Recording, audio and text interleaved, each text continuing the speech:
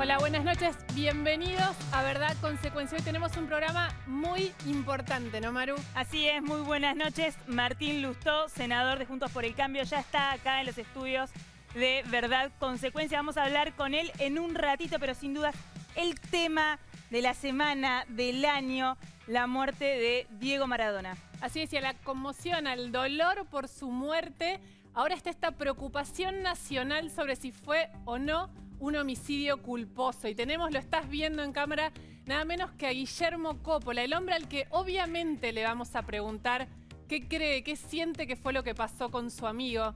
Al que le vamos a preguntar, obviamente, si a Diego se le podía decir que no, que también está en esta conversación. Y le vamos a preguntar cómo está él ahora, no solo con la muerte, sino con esta información que nos preocupa a todos los argentinos. Pero hablando de Maradona, tenemos un documento exclusivo, Hablamos todo el día de hoy, todo el día de ayer, del allanamiento y cómo la justicia está yendo contra Leopoldo Luque, el médico personal de Maradona, el neurocirujano, al que apuntan, pero hasta ahora había que saber si era el responsable o no.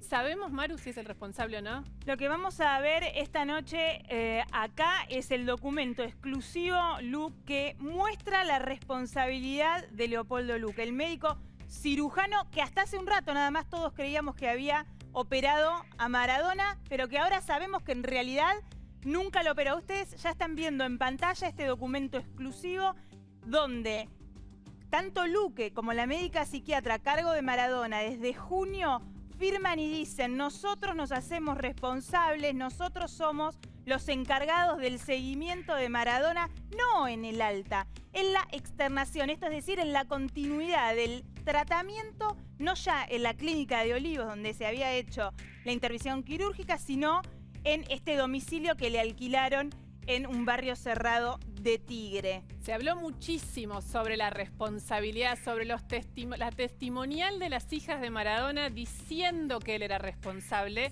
pero lo que estás viendo en pantalla es la firma de Luque y de su psiquiatra Agustina Kosakov, que dan fe de que son los responsables de la Mirá externación. lo que firman, Lu.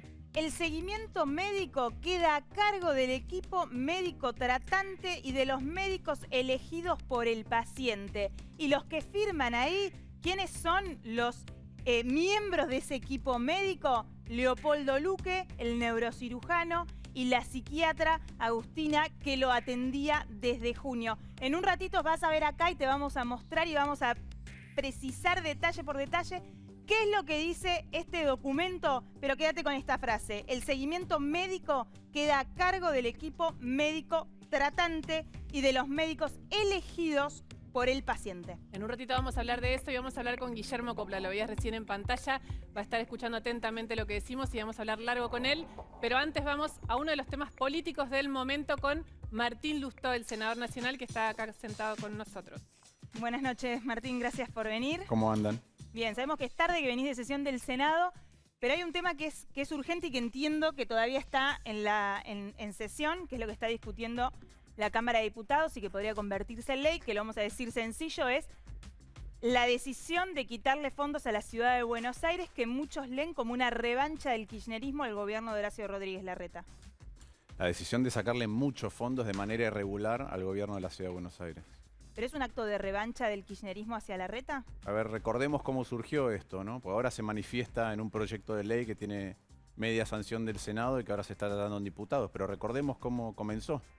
Comenzó con la huelga de la policía bonaerense, que se reunió afuera de Olivos, de la Quinta Presidencial. El presidente salió a decir que no le iban a extorsionar y acto seguido dijo que le iba a dar la plata a la provincia de Buenos Aires para poder financiar el reclamo de la policía bonaerense y dijo ¿cómo? Sacándole la plata a la ciudad de Buenos Aires. Hay algo que se llama coparticipación, que es cómo se recaudan y se distribuyen los tributos entre las distintas provincias. Por una presión, con razón o sin razón, pero a mi manera de ver, de mal modo de la policía de la provincia de Buenos Aires, el presidente por un decreto primero cambió cómo se distribuyen los fondos en la provincia, que es una ley muy especial, que es una ley convenio, que requiere un grado de consenso muy alto. Y seguido mandó una ley al Congreso, no solamente para sacarle un poco más de plata, sino que hizo algo que es absolutamente irregular, que es que cuando se transfieren obligaciones, responsabilidades a las provincias, salud, educación en los 90 o ahora con la seguridad a la ciudad de Buenos Aires, se transfieren los recursos. Los recursos te tendrían que llegar automáticamente. La ley lo que dice es que no solamente le recortan la plata, sino que además queda en el presupuesto de la nación, con lo cual después tenés que ir a pedir que te lo den. Ustedes saben cómo funciona eso. Te lo van soltando de a poquito, decís vos, en función de... Te lo van soltando cuando quieren, esa es la verdad. Y a veces no te lo sueltan, cuando hay algún tipo de ajuste no te lo sueltan. ¿Qué quiere decir esto? No solamente que es un recorte de plata muy grande, por lo cual la ciudad de Buenos Aires se vio obligada a recortar muchos gastos y aumentar impuestos, sino que además queda absolutamente sujeta a la discrecionalidad del gobierno nacional si le llegan los fondos para pagar la seguridad en la ciudad de Buenos Aires, con el mismo tono de lo que vimos el otro día, que frente a un problema de una mala decisión del gobierno nacional, lo primero que hace es repartir culpas al gobierno de la ciudad de Buenos Aires, como pasó en el velatorio de Maradona. Ahora, por eso ahí en lo que está diciendo hay dos cuestiones. Una es muy política, digamos. Primero es, bueno, había que pagarle la demanda de la provincia de Buenos Aires, le sacaron la plata a la ciudad. Pero el déjame fondo, decirte una cosa de eso. ¿es esto? ¿Es reasignar plata o es acortar muchísimo la soga de la ciudad de Buenos Aires? Bueno, vamos a tu primer punto. El gobierno nacional emitió tanto dinero que si hubiera emitido 3% más, le daba todo lo que necesitaba la provincia de Buenos Aires en un año entero. Si hubiera emitido 3 pesos más de cada 100. Entonces es evidente que tenía de dónde sacar. Lo que decidió es aprovechar la oportunidad para sacarle dinero a la ciudad de Buenos Aires. Y no solamente ahora se lo saca, sino que con la ley le dice, y el resto de lo que te voy a dar, además de lo que te quité, el resto te lo voy a dar de otra manera, que es que me lo vas a tener que venir a pedir y negociar. Por más que diga cuánto, para que yo te lo libere vas a tener que venir a negociar. Entonces eso es evidente cuando vos sumás las dos cosas, que lo que hay es una decisión política, no solamente de confrontar o de competir, porque eso es lícito, es válido y hasta hecho de buena manera es bueno. ¿Qué quiero decir que hecho de buena manera es bueno? Si yo tengo que competir con alguien y el otro saca lo mejor de sí, su mejor gestión, y yo tengo que comparar la mía con la de él y después que la gente decida, es bárbaro porque se mejora el sistema. Ahora, si yo para ganar lo que hago es tratar de hacer todo lo posible para castigar los resortes que tiene el otro para gestionar, entonces ya es un problema en donde... Ustedes saben que yo hace mucho que vengo diciendo que uno de los problemas que tiene la Argentina es que hay un Estado que es cada vez peor comparado con el pasado y con el resto de los países. Está perdiendo productividad. Argentina en los 60 tenía el mejor Estado de Latinoamérica, un Estado comparable a Europa Occidental. Hoy ya no. Lo vemos en salud, lo vemos en educación, lo vemos en seguridad, lo vemos en justicia, lo vemos en infraestructura. Parte de eso es que hay sectores que se lo apropian. Una manera de apropiarte del Estado, de decir, bueno, ahora voy a hacer algo que me conviene a mí coyunturalmente, a mi facción política, a mi espacio, en desmedro de el Estado que es de todos. Y yo creo que el kirchnerismo hace mucho eso. Pero de alguna manera, te escucho y comparto en parte lo que decís, pero ahora no sé si esta cuestión política la van a terminar pagando los porteños, porque la solución que encontró Rodríguez Larreta para tapar ese hueco que le va a generar esta quita de recursos es aumentar los impuestos, o crear nuevos impuestos a los porteños. Bueno, pero por eso digo, ¿cuál es la concepción del Estado? Si el Estado, como fue originalmente y como subsistió con muy buena calidad en Argentina durante mucho tiempo, es el encargado de brindarle a los ciudadanos bienes y servicios esenciales, insisto, salud, educación, seguridad, infraestructura, todas aquellas cosas que tiene sentido que el Estado haga, que lo puede hacer mejor que los demás, jubilaciones. Si eso es el Estado, va a ser una dirección. Esa es una concepción del Estado donde yo quiero que el Estado sea cada vez mejor en todos los rincones de la Argentina. La concepción de que yo me apropio del Estado es que yo decido castigar políticamente a un distrito porque el jefe de gobierno o el gobernador no es de mi signo, pero en el fondo castigo a los ciudadanos que son argentinos que residen en la ciudad de Buenos Aires y también a todo el resto de los ciudadanos de Argentina que vienen a la ciudad de Buenos Aires a atenderse en salud, en educación, a visitarla. Entonces, es una concepción muy diferente del Estado, castigar o no castigar. Yo estuve mirando, cuando ves este año, cuánto se repartió por habitante, y vos ves a qué provincia se repartió más, son todas las provincias afines al gobierno. Santa Cruz, la provincia de Buenos Aires, Tierra del Fuego, Formosa, Santiago. Ven las que menos recibieron y están Mendoza, la ciudad de Buenos Aires, Corrientes, la propia Córdoba. Entonces, eso es una manera de, insisto, cuando vos repartís el dinero no en función de los bienes y servicios que deben brindar, lo que le corresponde a cada uno de acuerdo a la ley, sino en función de castigar a un espacio político que le toca transitoriamente gobernar un distrito, bueno, estás apropiándote del Estado. Y yo, insisto, creo que el kirchnerismo tiene mucho de esta visión, de una vez que yo tengo el poder, el Estado es mío. Y entonces yo decido discrecionalmente un montón de cuestiones. El otro día en un debate por la ley de Ministerio Público Fiscal, escuchamos varias veces a senadores del kirchnerismo decir que hay una extorsión de la minoría. No conozco ninguna democracia que funcione donde se hable de la extorsión de la minoría. Siempre se habla del abuso de la mayoría, porque las democracias nacen para defender a las minorías. Y esto es algo repetido. De hecho, el presidente del bloque del Frente de Todos, que es senador por la mayoría de Formosa, José Mayans, habla todo el tiempo de la extorsión de la minoría y de que no se aceptan los juegos de las mayorías. Ahora, miremos lo que hizo la mayoría en Formosa. ¿Qué hizo la mayoría en Formosa? Sí, cerró la frontera de la provincia. Infran no, primero, Infran fue 2 veces vicegobernador, no podía ser gobernador. Reinterpretó la Constitución una vez, reinterpretó la Constitución 2 veces. Reformó la Constitución y es gobernador ya, no sé. Hace más de 25 años. Bueno, sí. Y mientras tanto, ¿qué hace? Decide en contra de principios fundamentales que en los momentos más complicados de la humanidad son los que debe regir cómo funcionamos. Decide que no entran 7.000 formoseños a Formosa, hasta que la Corte Suprema le dice que tienen que entrar. El otro día, cuando nosotros marcamos esto, la respuesta de Mayans, ¿cuál fue? ¡Qué suerte! Porque apenas la Corte Suprema dijo eso,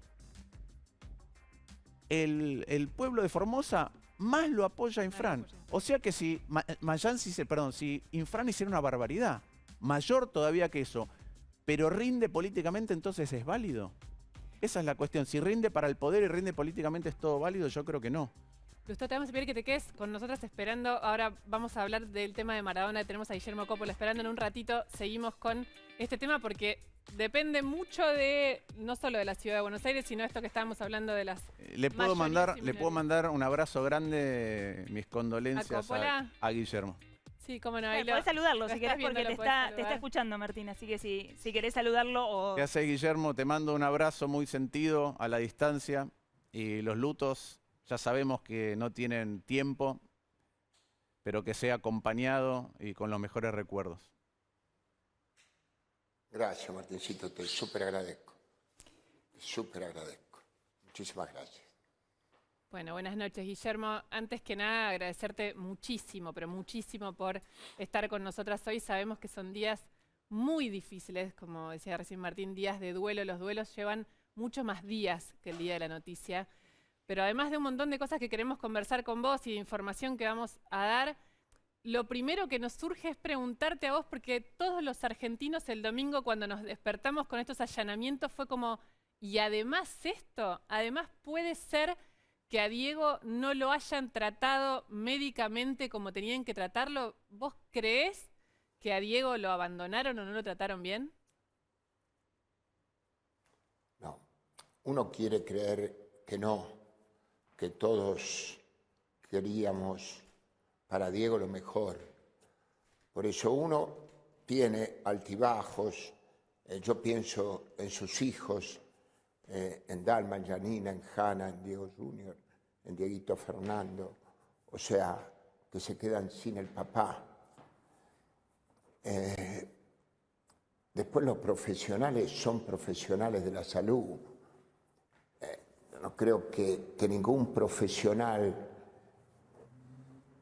que se jacte de serlo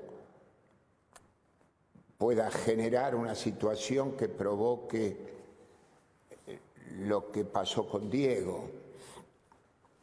Ahora, para eso está actuando la justicia. Vos me decís, ¿qué siento? Que no puede ser. Yo quiero creer en la gente, en los médicos, porque destaco siempre, y lo hicimos durante todo este periodo que estamos viviendo desde el mes de marzo, hemos destacado la actuación de los profesionales de la salud, lo hemos hecho permanentemente, y cuanto más con un paciente como Diego, difícil, paciente difícil. Guillermo, buenas noches. Muchas veces escuchamos en estos días esta frase que vos acabas de decir, un paciente muy difícil. Leopoldo Luque, inclusive el médico al que ahora todos miran, del que todos sospechan, del que vamos conociendo nueva información, dice: yo hice lo que pude. Y al mismo tiempo vemos o conocemos información respecto del lugar en el que Diego pasó sus últimos días, un lugar que claramente no estaba preparado para lo que él necesitaba por su estado de salud. ¿A vos te inspira confianza aún hoy, digo, hoy a esta hora con la información que se conoce, Leopoldo Luque? Yo quiero creer que ese lugar fue un lugar que se consiguió por la urgencia y la necesidad de hacer un traslado rápido. Si no, es imposible, porque yo lo escuché de gente muy cercana, de familiares muy cercanos. Guille, vos en esa casa no vivías, sino porque yo me agrande, ni mucho menos, porque yo nací en un cuarto Constitución de 4x4 con una letrina fuera del cuarto ese que les menciono, pero estamos hablando de Maradona y de una situación complicada de salud, donde por ahí necesitaba un baño, mínimamente un baño en la habitación donde se encontraba. O sea, esas cosas sí me hacen ruido. Fue Luque quien decidió que fuera a ese domicilio. O sea, son preguntas, chicas, que yo no les puedo contestar porque no participaba, no estaba dentro del lugar que se tomaban las decisiones. No, está claro, Guillermo, te aporto, perdón, sí, pero te aporto un dato a propósito de eso, porque en lo que está en las declaraciones, lo que forma parte ya del expediente judicial, la información que está es que es Maxi, el asistente, y creo que es el cuñado de Morla, ¿no?, que es el abogado de Maradona, quien alquila o elige, encuentra esta casa, y el argumento que da es que vos estabas indicando antes, que es la urgencia y la necesidad de que estuviera cerca de alguna de las chicas, de las hijas. Claro, eso es lo que uno piensa por ahí, la necesidad. Entonces hay cierta, entre comillas, cierta justificación a eso. Pero cuando vos ves que donde estás no tenés las comodidades mínimas necesarias para que sea atendido, lo cambiás el lugar. O sea, esas cosas sí yo siento que se pueden hacer. Con el paciente difícil, repito, siempre, paciente difícil, complicado, lo del doctor hice hasta donde pude, también lo puedo entender. Pero ¿sabés qué? Otras épocas, yo no señalo, jamás voy a señalar a nadie porque no es mi costumbre. Sí, si conozco y estoy dentro de la cocina, te puedo decir qué es lo que se está preparando y qué es lo que se está cocinando. De lejos no me gusta, porque no es mi estilo, pero por ahí de manejos, yo te puedo decir de manejos, ese paciente difícil o ese personaje difícil, que lo vimos lo que sucedió después de su muerte, en el lugar del velatorio, en el lugar del entierro, chicas, cosas que impensadas. Yo pensaba no verlas, les soy honesto, yo no lo iba a ver. Inclusive jorobábamos con él. Cuando vos te encargues, hace esto, juntá, nada de llanto, alegría, seguí celebrando la vida que tuvimos, el recorrido que hicimos juntos, no me sueltes la mano. Y mirá vos la coincidencia, yo llevo el cajón los últimos 30 metros de recorrido, prácticamente le pongo la mano hasta el metro final de su entierro. Pero ¿responsabilizo? No. ¿Siento que viví cosas similares? Sí, durísimas, por eso, con otra edad y con otro entorno. Yo tenía Claudia, Dalma, Janina, don Diego y doña Tota. O sea, estaba por ahí más sostenido. ¿Pero qué hacía? Manejaba el auto yo, me quedaba en Cuba 4 años. A ver, o sea, ese es el sentimiento que yo siento y no era por un interés comercial, porque yo vine de Cuba, cuando decidí volverme, me volví nada, con lo opuesto. Y lo digo bien claro, y esto lo puede ratificar nada, periodistas, abogados, amigos, familia. Guillermo. Diego mismo lo hizo saber. Sí.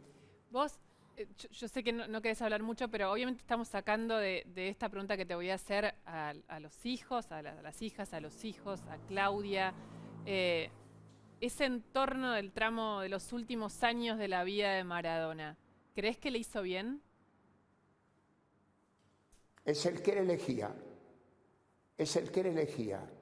Bien, mal, cada uno sabrá cuál fue su manejo. Pero es el que él elegía. Por eso entonces, ante eso, creo que le hizo bien. Yo te puedo decir lo que yo hice, por eso les hice este relato de los momentos que uno vivía. Vos hablás de bloqueo de teléfono, de cierre de puertas, la antítesis de lo que yo hacía. El teléfono a Diego no se lo tocaba a nadie porque él no dejaba que lo toque nadie. Las puertas yo las abría, porque a Diego le hacía bien tener las puertas abiertas. Ni hablar de su familia, pero me refiero a amigos. Cantidad de periodistas que lo saben y ratifican lo que yo estoy diciendo. Su puerta, su nota, su paseo, su partidito de fútbol con él. O sea, otro estilo. Pero, repito, no señalo. ¿Hablaste con Claudia y con las chicas en estos días después del entierro? Sí, nos hemos mensajeado, fundamentalmente mensajeado, porque nos cuesta hablar. Y hablamos de cosas que nos cuestan creer, ¿no es cierto? Y por ahí alguna expresión de la esperanza de que estamos viviendo algo que no creemos todavía, que sentimos que no es verdad, que es un sueño. Más ellas son las hijas. A ver, son Dalma y Janina. Sí, por favor, respetando a los otros.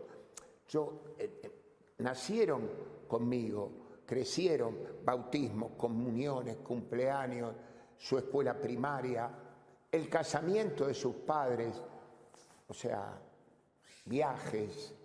Soy el tío Guille, y entre otras cosas te dicen, él nos enseñó a quererte. Y bueno, y yo me llevo eso, ¿no es cierto? Y el lugar, por eso, pero ahí agradezco a la familia toda, chicas, el lugar que me dieron en Bellavista de tomar la primera manija del cajón que trasladaba a Diego. Guillermo, hasta el lugar de su entierro. ¿Qué cosa, digo, más allá de, por supuesto, esto que decíamos al principio, ¿no? De que uno todavía no termina de caer y lo que vos decías parece increíble que Diego ya no esté o que haya pasado todo lo que pasó. Pero ¿qué otras cosas pasaron, conocés o ven ahora o de estas conversaciones que tuviste con Claudia, con Dalma, con Janina, les parecen increíbles de lo último que vivimos de lo que vivimos la última semana? Qué sé yo te diría que son cosas que como no las creemos, por ahí no las charlamos. Tengo que ser honesto.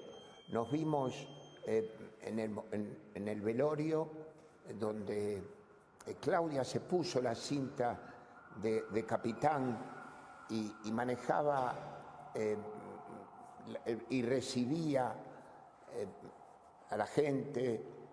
No sé si autorizaba, porque también se pone ahora que Claudia decidía quién entraba, quién no entraba. No sé si era momento para que existieran ese tipo de cosas, de situaciones. Hablábamos de que lo que nos había hecho vivir, fundamentalmente yo, porque las hijas son las hijas, pero yo viví una vida, por eso estoy recontra, obligado, agradecido y comprometido a empujar hasta donde ellas sientan que yo puedo empujar para que logre él la paz y la tranquilidad que tanto anhelaba y no conseguía, y ellas la tranquilidad de saber que su padre las amaba y amaba, y había reconocido a sus otros hijos, cosa que le llevó años, pero que finalmente lo pudo hacer. Bueno, es un poco el resumen de lo que yo trato de transmitirles permanentemente, que pueden contar conmigo siempre, fuera de todo interés. No tengo ningún otro interés que poder apoyarlas y acompañarlas. Guillermo, por ahí no lo sabés, pero en una de las declaraciones de la causa de Monona, la señora era la cocinera, la empleada que atendía a Diego más personalmente. Ella dice algo que a mí por lo menos personalmente me movilizó mucho y te lo quería transmitir a ver si vos sentís lo mismo. Ella dice que el mayor deseo de Diego era ver a sus hijos unidos, no solo a Dalma y Janina, también a Hanna, a Diego Jr., y que eso es algo que, y obviamente a Dieguito Fernando, y que eso es algo que pasó cuando él estaba internado. Y ella dice, cuando declara, yo desde ese día sentí que Diego se podía entregar, que se iba a entregar. ¿Vos crees que algo de eso puede haber pasado dentro de Diego? Que nosotros, yo sí, siento que sí. Logré y pude, y lamentablemente Diego Jr. no llegó por este tema del COVID y que estaba en Italia, pero yo lo viví en el velorio. Estaba Hanna, Dieguito Fernando, Janina y Dalma. El papá estaba en un cajón, pero cuando fue la internación me estás diciendo que la cocinera, que sí estaba ahí dentro, vio a sus hijos juntos. No me extraña que Diego haya sacado la bandera de la paz y haber sentido que lo había logrado, porque ustedes recuerdan, todos recordamos, te lo juro por Dalma y Janina, Dal, Jan, el Scania, Dal, Jan, hasta que después reconoció a sus hijos, y con el chiquito ahora afortunadamente se ve que tenía una relación estupenda con Dieguito Fernando. Y bueno, haber logrado eso, la falta de sus padres, también pilares importantísimos en su vida, don Diego acompañándolo desde chiquito a sus entrenamientos, a fuerza de un gran sacrificio, y su mamá cumpliéndole sus gustos, la sopa paraguaya, viajar en un avión, hacer un vuelo internacional con una caja, con una sopa paraguaya, o sea, cosas que doña Tota era capaz de cumplirle. Un día cuando me dice, estando en Nápoli, previo a ir a ver al Papa, que iban los padres, y volaban los padres de la Argentina a Italia, pedíle a mamá que me traiga una sopa paraguaya. O sea, ellos viajaban el sábado a la noche y yo se los avisé el sábado al mediodía. Pensando Diego que no se la llevaba, llegó doña Tota al Estadio San Paolo, a la tribuna de honor del Estadio San Paolo, con la sopa paraguaya. Así lo tratábamos, así lo mimábamos. Tal vez no era importante a veces un terrón de azúcar y un coscorrón, un terrón de azúcar y un coscorrón. Y por ahí te costaba darle el coscorrón. Yo siento que a mí me costaba darle el coscorrón. A propósito de eso que decís de dar el coscorrón, ¿Había manera de decirle que no a Maradona, de ponerle un freno, de controlarlo, de guiarlo? Tenías que tener paciencia y conocerlo. Si vos le decías, Diego, nos hace bien caminar, te decía que no quería caminar. En cambio yo le decía, mira, siento por ahí que no, es mejor que no camines, te vas a sentir mejor si no caminas. A los 15 minutos me decía, Guille, ¿caminamos? O sea, buscarle la forma. Estaba comiendo mucho, seguí comiendo que te hace bárbaro, métele, como los chicos caprichosos, o sea, pero repito, nosotros teníamos un sentimiento muy profundo. Por eso yo no era un profesional de la salud, pero conté con el doctor Alfredo Cae, con otra edad Diego, otra edad Alfredo, y con un amigo, con un compinche de aventuras, que logramos de alguna manera con el grupo de amigos insertarlo en su vida diaria, que era un médico, que él después se entera que es un médico, pero ya lo había aceptado, lo había adoptado, que hoy es director de un hospital, y travesureaba con nosotros, porque debo reconocerlo, pero era quien medía sus estados, y él, profesional de la salud, le indicaba y le daba los medicamentos que Diego tenía que tomar. Por eso digo yo, puerta abierta, no es que yo cerraba, al contrario, yo abría y me ayudaban, me hacían la tarea más sencilla y más segura. Guillermo, ¿qué te pasó por el corazón cuando viste en el medio del velorio, de la despedida, a Diego en la Casa Rosada, que todo se desbandaba y que las chicas lloraban y tuvieron que sacar como de emergencia el cajón del lugar donde la gente lo estaba despidiendo?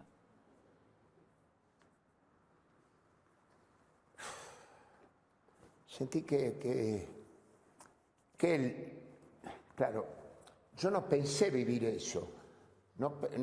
Entonces nunca me lo imaginé,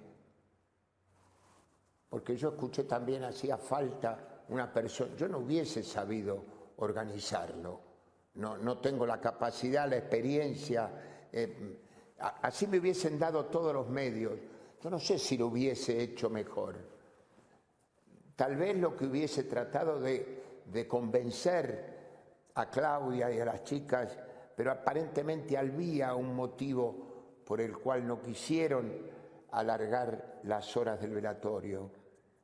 Hay un motivo que lo dirán ellas, si es que lo sienten. Pero te enojaste con los organizadores, digo, porque claramente vos ni Claudia, no solo no tienen responsabilidad, sino no tienen nada que ver con organizar esto. ¿Te enojaste cuando viste lo que estaba pasando con la despedida de tu amigo? No me enojé, me dolió. Me dolió porque ellas, porque yo la llamé a Claudia, antes yo había estado hasta la madrugada, después me vine a casa y quedamos que al otro día nos veíamos. Cuando yo vi tanta cantidad de gente, fuimos con los muchachos del 86, organizamos un micro en un hotel de Puerto Madero, de ahí salieron los muchachos, Claudia quería que fueran las esposas, todo eso estaba bien, nos encontramos en Casa Rosada de madrugada a pleno, bien organizado, pensando en la apertura de las puertas para el público a las 6 de la mañana, todo eso estaba bien. Cuando yo me vengo alrededor de las 5, me despierto, hablo con Claudia, digo, Claudia, que todavía no había pasado lo que pasó, estamos los horarios, ella me decía, ¿querés que vaya? Me dice, mirá, no vale la pena venir acá, anda directamente a Bellavista.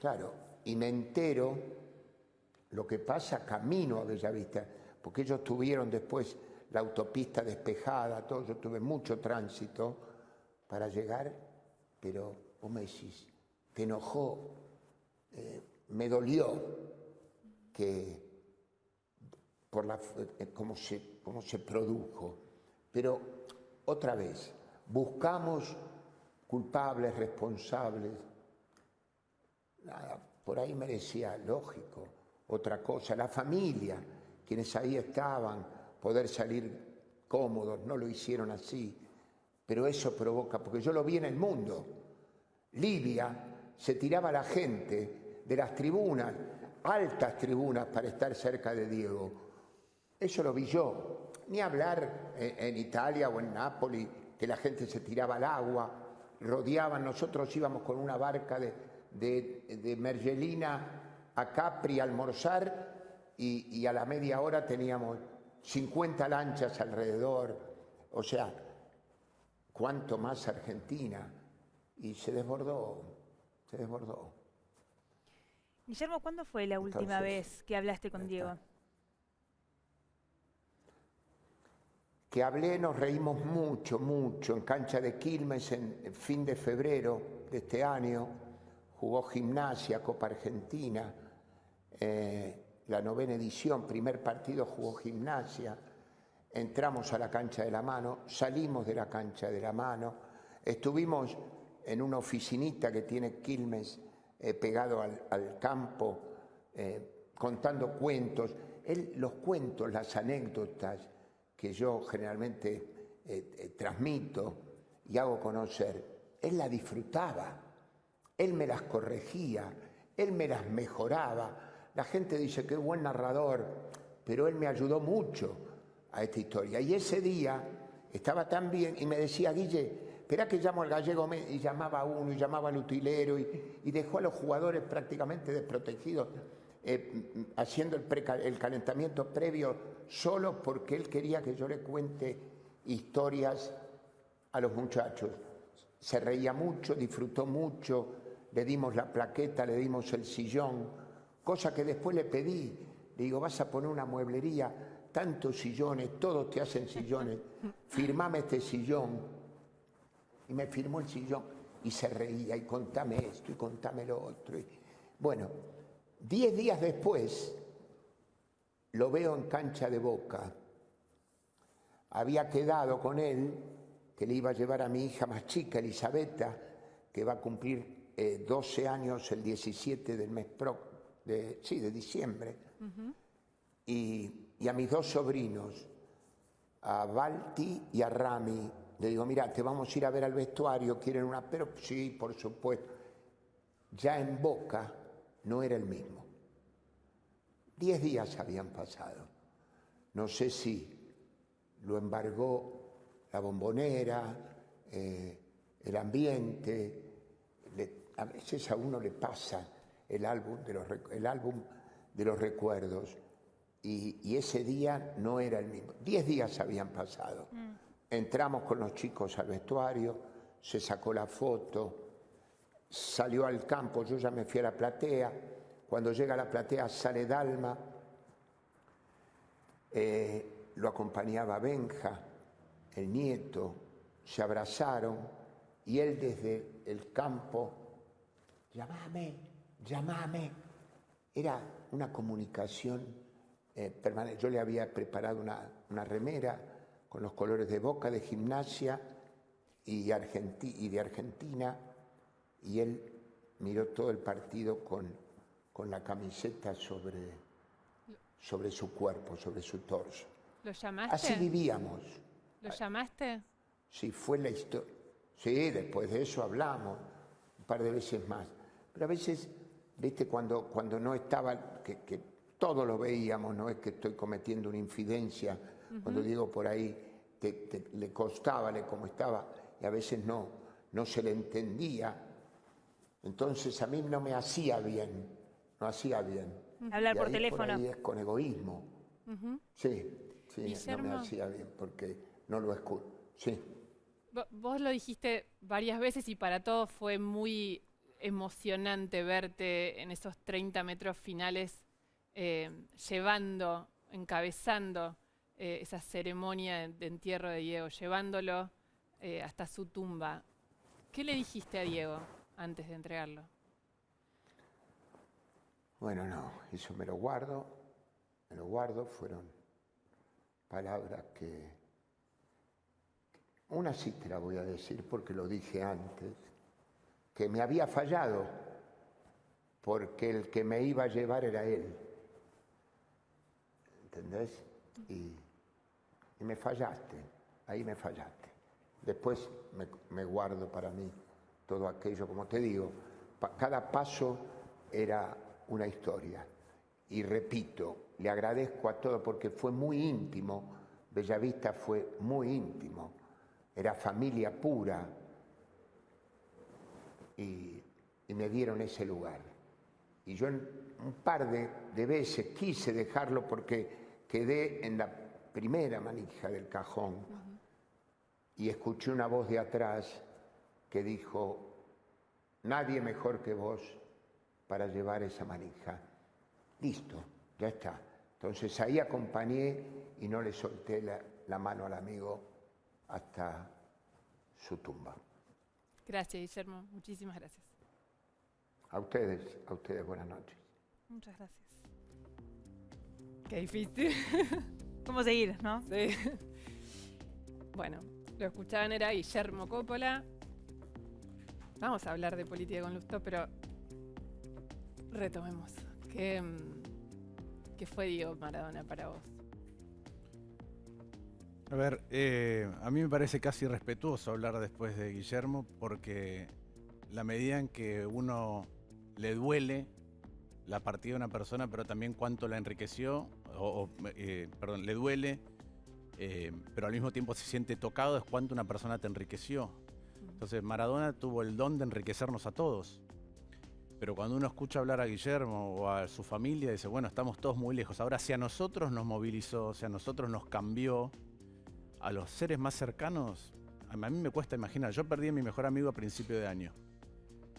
La verdad que es muy difícil imaginarse lo que alguien como Maradona, que significó tanto para tanto, significa aún más para el grupo más cercano.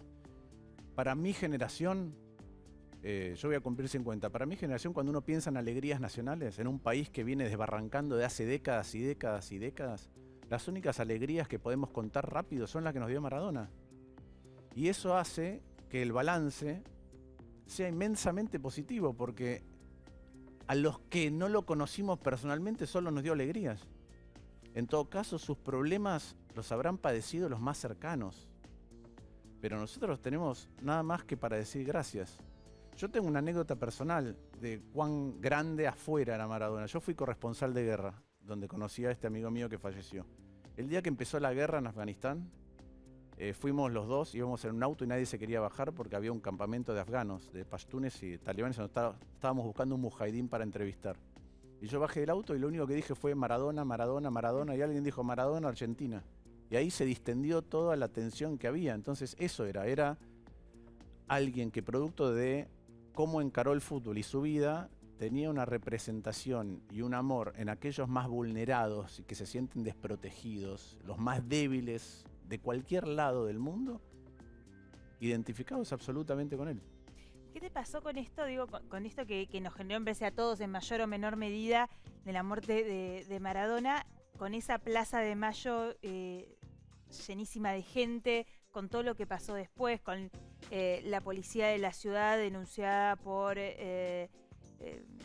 abuso de autoridad, por represión, con el gobierno nacional acusando a Rodríguez Larreta por los desmanes en la plaza, pero al mismo tiempo las propias hijas custodiando y defendiendo el cajón en el medio de la despedida en Casa Rosada, todo como un gran delirio, una cosa que parecía, uno lo veía por la tele y parecía increíble. Lo primero que me parece, igual que lo que planteaban ustedes al principio, es que frente al dolor inmenso que es la partida de un ser cercano, más si es un padre o un cónyuge o un amigo íntimo, es que en lugar de tener la tranquilidad, como decía antes, porque los duelos no tienen tiempo y muchas heridas no cierran, en lugar de tener la tranquilidad para empezar ese proceso en paz, todavía está enturbiado. Todavía está enturbiado por las dudas que ustedes plantearon con respecto al cuidado médico y por todo lo que pasó ese día. Entonces las primeras víctimas son la familia, los amigos, aquellos que tenían derecho a despedirlo de otra manera y que producto de una mala organización y en mi opinión de un aprovechamiento político, vio empañado eso con una desorganización que en lugar de haber permitido que todos aquellos que teníamos que decirle gracias a Maradona a lo largo de un camino mucho más grande, mucho más tranquilo y mejor organizado lo pudiéramos hacer, derivó en esto. Y sumado a eso es que cuando las cosas salen mal, insisto, la reacción es echar culpas. En lugar de ver cómo lo arreglamos entre todos rápido, y esto vale para la Argentina. Y volviendo a lo de la ciudad, no debe haber dirigente de Cambiemos que trabaje más con el gobierno nacional que Horacio Rodríguez Larreta. Y aún así no sirve. Eso es un problema para la cultura que uno crea, decir cuáles son las expectativas del trabajo conjunto de un país que necesita muchísimo trabajo conjunto. Si no solamente los más extremos, sino inclusive cuando hay fotos, reuniones permanentes, coordinación, aún así, en cualquier instancia que se puede aprovechar para lastimar al otro, que es un potencial competidor, y otra vez, potencial competidor en una contienda que tiene que llevar a hacernos mejor, no potencial competidor que lo tengo que aniquilar. Eso es una concepción que hace que todo lo que se destruye es mucho más grande que lo que construimos. Estamos como un poco, parece, no digo destinados, pero como si no pudiéramos salir de esa trampa, ¿no? Alberto Fernández, con la alianza del Frente de Todos, se suponía que era una versión del kirchnerismo que venía a superar esa trampa. Bueno, estamos, de hecho, el velorio de Maradona nos puso en la grieta a pleno también, ¿no? Fue como la noticia de una magnitud enorme que es, acá también está la grieta. ¿No salimos más de ahí? Para mí primero hizo dos cosas. El primer día hubo un reconocimiento mundial de, aún con todos nuestros defectos, los argentinos, porque yo creo que Maradona representa lo mejor y lo peor nuestro. Claro. Hiperbólicamente. Entonces hubo un día en que el resto del mundo se rindió a los pies de Diego y se rindió un poco a los pies de Argentina diciendo, bueno, tienen todos estos problemas, pero tienen esto, son esto todavía en esencia. Y al día siguiente les mostramos lo que somos sin Maradona, que fue este descontrol, la pelea, etc. Vos me decís, no tenemos destino. No, yo no creo eso para nada. La verdad que creo que hay mucha gente que ve esto u otras cosas y tiene ganas de retomar control o de reapropiarse de aquello que es de todos, que es del Estado. Yo veo mucho eso. Es decir, una clase media que se da cuenta de que paga muchísimo pero no recibe nada, recibe cada vez menos. Y antes recibía un montón. Ya me han escuchado muchas veces, no puede ser que gastemos 3 veces más por habitante que hace 25 años y no tengamos 3 veces más salud, educación. Todo es increíble realmente. Y yo creo que la gente está muy cansada de eso y que la pandemia terminó de desnudar el Estado que tenemos. Lo vemos en materia educativa, lo vemos en materia sanitaria, lo vemos en materia económica, lo vemos en materia de vivienda, lo vemos en materia de respeto a los derechos de propiedad, lo vemos en materia de seguridad, lo vemos en cosas tan sencillas como la degradación de nuestra cultura política. Y recuperar todo eso es parte de una gesta, una impronta, ganas. Yo las veo las ganas. A veces las veo tapadas por una capa así de polvo, de desengaños, sumados y sumados y sumados. Pero abajo sigue estando lo mismo. Las ganas de la gente. El deseo de estar mejor, sí, sí. Pero también hay situaciones que enojan, no sé, digo, por poner de otra mirada o en otra perspectiva esa plaza. Hubo un montón de gente que aún entendiendo la necesidad de despedirse de Maradona o el dolor, enojó esa plaza y enojó todavía más el discurso del día siguiente del presidente. Como si hubiéramos entrado en una suerte de gran paréntesis donde la pandemia no parecía que no estaba más. Entonces, un montón de personas que no pudieron despedir a sus familiares durante todos estos meses, vieron esa gran fiesta popular, que no digo que no se la... Digo, que no estoy juzgando la fiesta, lo que estoy diciendo es, hay un montón de gente que también enojó porque al día siguiente el presidente habló como si eso no hubiera sucedido. Porque hay doble estándar permanentemente. Y para decirlo correctamente, no hay doble estándar de un solo lado, hay doble estándar de los dos lados. Nosotros somos, una vez Ernesto Teneman dijo algo que a mí me gustó mucho, Argentina es un país donde cada uno tiene razón cuando habla del otro. Del otro. Pero en este caso, ya lo tuvimos, cuando la gente se manifestó producto de decisiones del gobierno que no gustaron, la gente salió a protestar. Y eso para muchos fue una irresponsabilidad para con los médicos, una irresponsabilidad para con el resto de los argentinos. Después vimos un 17 de octubre que para festejar no hay problemas. Se puede salir. Y ahora lo vimos con el velatorio de Maradona. Entonces, ese doble estándar, claro que molesta. Y para mí, el doble estándar a la larga no solamente molesta, sino que además deslegitima un montón te deslegitima para hacer otras cosas. Y eso es lo más grave que le sucede a la política. Pero, perdón, ¿pero deslegitima al presidente? Porque digo, está esta imagen que se conoció del presidente en el megáfono pidiendo tranquilidad. Sí, pero el doble estándar deslegitima toda la política. Insisto, el doble estándar no es solamente del presidente de un espacio político. El doble estándar en la Argentina es muy común, ¿sí? Y en la política vos lo ves. Hay veces que, hay veces que estás señalando algo que el otro hizo mal y si mirás un poquito cómo fue el comportamiento de tu propio espacio político, también tiene eso. Y eso es muy importante, porque si no, yo me acuerdo una vez en Israel, uno de los negociadores históricos del conflicto me dijo, yo le dije, ¿cómo es? Y me dijo, mira, a esta altura estamos atrapados en lo que me pasa a mí cuando llego a mi casa y se pelearon mis 2 hijas. Yo le pregunto qué pasó y me dice, todo empezó cuando ella respondió a mi primer golpe. Entonces hay algo de eso, hay algo de... Nosotros queremos construir institucionalidad, queremos construir Estado y lo primero que hacemos es apropiarnos del Estado y hacer algo mal y la excusa es, ustedes lo hicieron mal antes. Sí, es verdad. Por eso. Bueno, eso te lleva a una discusión cada vez más alta con menos racionalidad y menos capacidad de acordar. Ahora, ¿se puede desescalar? Sí, se puede desescalar. ¿Debemos desescalar? Sí, debemos desescalar. Sobre todo en esta... ¿Vamos a desescalar? Hay un montón de nosotros que pugnamos para desescalar. ¿Por qué? Porque otra vez, además estamos en una... Argentina viene fracasando hace muchas décadas. A ese problema estructural se sumó la coyuntura, y a la coyuntura la pandemia. E insisto, la pandemia te reveló el Estado. Agarrá un tema, educación, ¿qué te reveló? No, podríamos hablar hasta las 3 Otro programa tenemos que hacer. Pero pero te reveló todo lo que no hiciste. Es dramático. Y no solamente todo lo que no hiciste, sino cómo socialmente, producto de frustraciones acumuladas, nos desapropiamos colectivamente de la educación. Del derecho a la educación, sí. Y permitís que otro se lo apropie. Por cualquier motivo, porque lo quiere privatizar, porque se lo quiere quedar, porque tiene intereses gremiales. Y terminó de ser, o dejó de ser, algo que cuidamos entre todos y que nos marca como lo marcó Argentina durante mucho tiempo. Ahora vos mirás en detalle y decís, ¿qué reveló? Bueno, reveló, primero, infraestructura. Primero tenés una sociedad desigual y un sistema educativo que reproduce la desigualdad porque es desigual hacia adentro. Reveló que la infraestructura es muy desigual. Reveló que en materia tecnológica tenés unas diferencias monumentales. Reveló que ampliaste tanto la currícula de los chicos en un montón de cosas que se ponen de moda que ni siquiera tenés mecanismos alternativos para brindarles lo que es prioritario. Revelaste que los docentes que tienen que enfrentar una sociedad y un aula distinta que hace 50 años cuando mi abuela era docente, yo vengo de familia de docentes, cambió eso, pero no le das los instrumentos. Entonces, reveló que no le das la formación docente que corresponde. Y que hay una enorme negación muchas veces de la desigualdad, ¿no?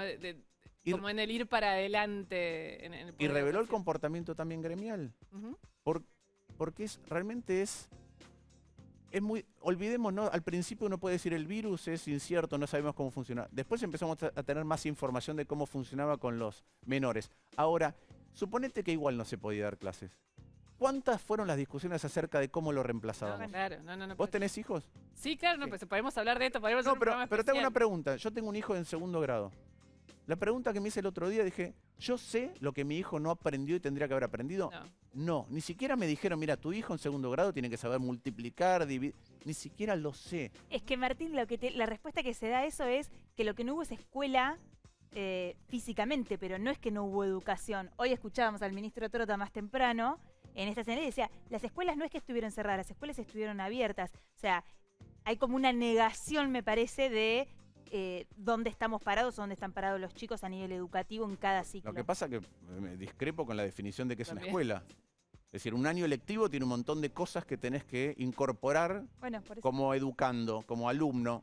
¿Están? ¿No están? No las sabemos.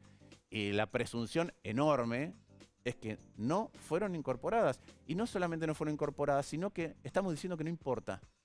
Lo grave es que estamos diciendo permanentemente que no importa. Y claro que importa. Es de las cosas que más importan y nos hemos estado olvidando. Tenemos bueno, no sé si vamos a jugar hoy, pero vamos a jugar Sí. con el Rápido, senador. rápido y veloz. Rápido y veloz, porque si vino la vamos a hacer jugar. Verdad, consecuencia, hago la pregunta por la verdad. Si tuviera que cambiar un hecho de su pasado, ¿cuál elegiría? Vamos a darle 2 opciones. ¿El resultado de la elección de 2015 o ser el padre de la 125?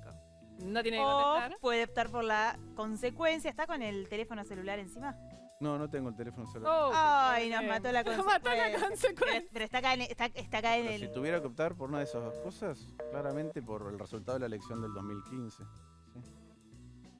Bueno, Le decíamos la Entonces, consecuencia igual. por tal eso vez la que nos acordaba de mostrara el memoria. último mensaje con el presidente Alberto Fernández. No tengo el teléfono. No tengo el teléfono. Pero nos puede No lo contestar hubiera cuándo hecho, fue igual, la no. última vez que habló. No me acuerdo de la última vez que mensajé con el Sí, presidente. claro, mensajé. Sé que no me mensajé desde la decisión de quitar los fondos a la, Ok. de la Desde, que ciudad de lo, Buenos desde que Aires. lo anunció en Olivos. en Después medio me del tocó conflicto. compartir un evento público, pero una jornada hablando por Zoom en un panel. Pero no he vuelto a hablar desde eso, porque para mí eso es un evento muy importante. Porque la foto esa permanente, la imagen de la posibilidad de colaboración con el que gran parte de la sociedad se había entusiasmado, se hizo añicos cuando le mandó a un minuto de anunciarlo el mensaje al jefe de gobierno de la Ciudad de Buenos Aires. ¿Fue de él o Cristina tuvo que ver en esa...? No me meto a analizar eso. Para mí el responsable es el presidente. ¿Y quiere decir esto que es irreversible? No, Ujú. es todo reversible, pero es necesario un cambio de actitud. Y en lugar de ver cómo lo resolvemos, está teniendo lugar en este preciso momento en diputados el intento de no cambio de actitud. No. Es Y por más, no sé duplicar redoblar la apuesta, claro, tal cual. Martín, muchísimas gracias por estar en Verdad Consecuencia. No, gracias. a Gracias. ustedes. Se viene el martes, no tenemos que ir ya al corte porque ya pasamos la medianoche. Ya volvemos.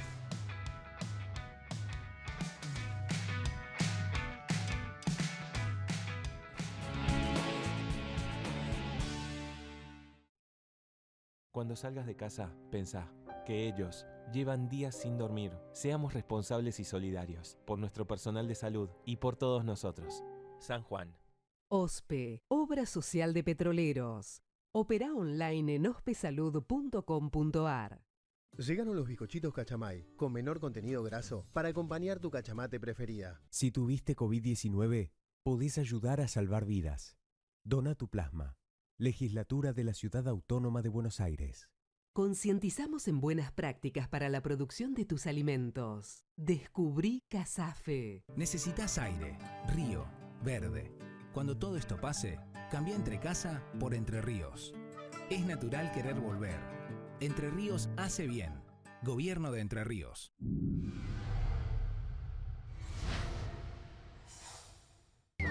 Chifla. Trae tu cuenta sueldo a Ciudad. Ayudarnos. Lo mejor de ser vecinos. Banco Ciudad. Te quiere ver crecer. Si hacemos un cambio, el futuro es posible.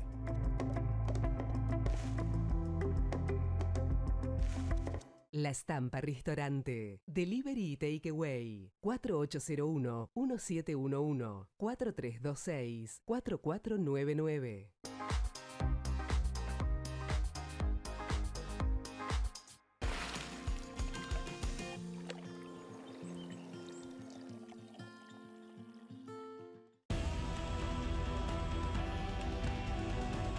Acero para hacer. Ternium.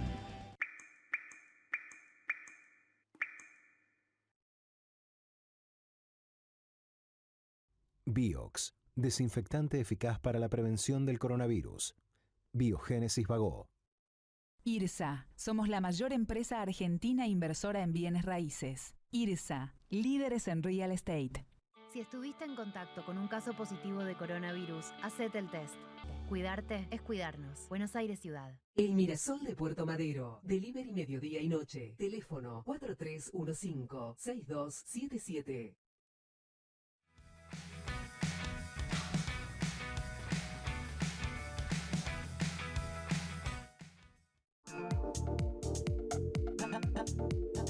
¡Ay! ya estamos de vuelta. Yo no las quería interrumpir, chicas, pero estábamos al aire. Estamos muy concentradas. Bueno, buenas noches. ¿Cómo estás? Bienvenida. Bueno, Jason Main, momento de Jason Main, que Bien. presenta a tu invitada. Ayelen Pujol, que está acá, que es futbolista, periodista, que acaba de publicar también un libro que se llama Barriletas Cósmicas y también una columna en el diario El País muy linda, que también se llama Barriletas Cósmicas y que habla de la importancia de Maradona también para el fútbol femenino, ¿no? ¿Qué tan importante fue Maradona? Bueno, para muchas futbolistas, mujeres, lesbianas, trans, fue una referencia, sin lugar a dudas. Las mujeres jugamos al fútbol en Argentina hace 113 años, o sea, más de 100 años, desde 1913, y para muchas que no tuvieron a referencias mujeres, porque no se conocían nuestras historias, Maradona fue el creador de la felicidad también y una inspiración. Claro, ¿y qué pasa a veces con estas contradicciones que a veces se lee ahora en las redes sociales, ¿no? Decir, bueno, pero pará, yo no estoy de acuerdo con ese Maradona fuera de la cancha, ¿no? Y que algunas feministas también dicen, pará, esto no me va, esto no es. De hecho, hubo una jugadora en España que en un homenaje se decidió sentarse como en repudio de Maradona. Me meto con esto de Jason porque yo cuando vi eso, lo que me generó automáticamente, ¿sabes qué fue? ¿No se puede no querer a Maradona? Sí, que se puede y también se puede no. Digo, me parece que Maradona por ahí fue todo, ¿no? Para muchas fue, creo que todas tuvimos o todos un Maradona en nuestras casas y ese se modificaba de acuerdo al momento histórico. Para muchos fue el Maradona político, ¿no?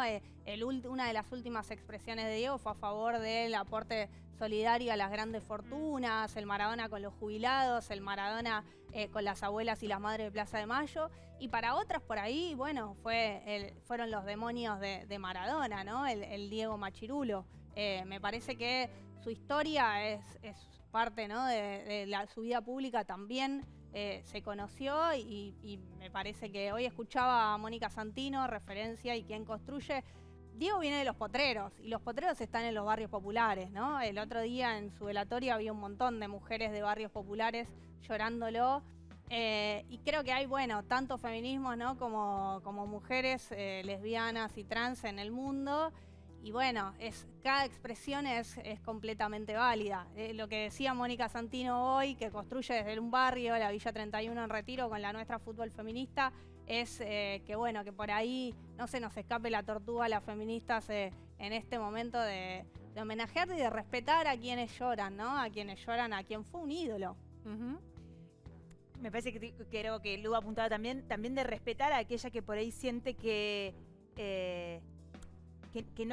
lo que Diego fue fuera de la cancha, o lo que representó para muchas mujeres, o esa cosa un poco machirula la llamás vos, hace que hoy no quieran homenajearlo o no quiera reconocerle todo eso otro que hizo, inclusive por las mujeres en el fútbol.